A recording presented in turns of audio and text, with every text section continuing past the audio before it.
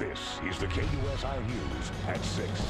Good evening, I'm Sandra Moss. And I'm Alan Denton. Thanks for joining us tonight. Steve Byron Harlan, KUSI News. All right, great to see so many young people engaged, Byron.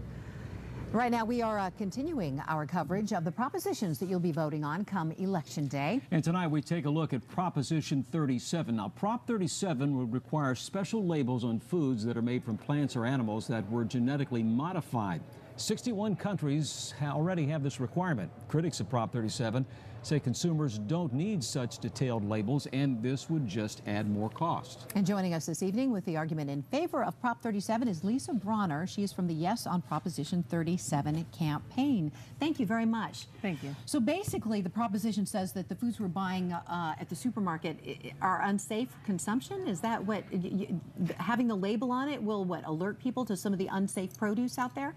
The label, Prop 37 proposes a label on genetically modified food because there's just not enough information out there. There's not enough information for people to know that genetically modified food is so prevalent, and there's also not enough information on whether or not they are safe. And it is the unknown factor that it is of concern to moms like me that want to know what the best way to feed our children. Now, your opponents say that putting these labels on foods that we buy at the grocery store will cost the average family $400 more a year. Is there any truth to that? Are we going to see grocery prices go up if this proposition passes? We will not see this. If there's any initiative that has been tested, it is this one, because we have seen it in place in 61 countries, as you just said. And in none of them have these dire predictions of the cost of food come true. And also the analysis that was in the ballot guide said that there is going to be no significant cost decrease.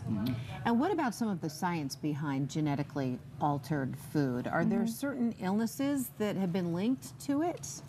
The fact of the matter is there have been no long-term studies on genetically modified food except for one that just came out 2 weeks ago on rats. It was a 2-year study on, they were fed genetically modified corn, and they developed massive tumors, premature death, and organ damage.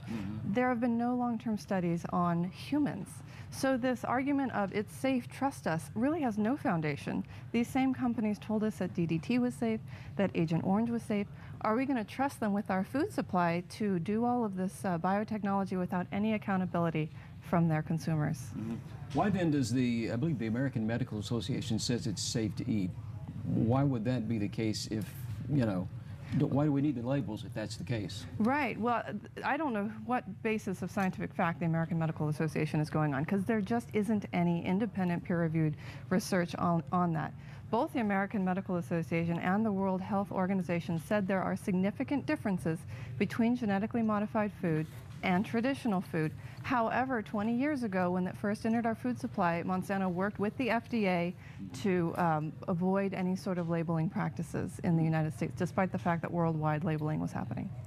Well, certainly a lot to think about, and voters will be making their decision in the coming weeks. Thank you so much for sharing. Thank you for having me. Thanks a lot. Well, Oceanside police say that they have put a dent in one of the city's most notorious gangs.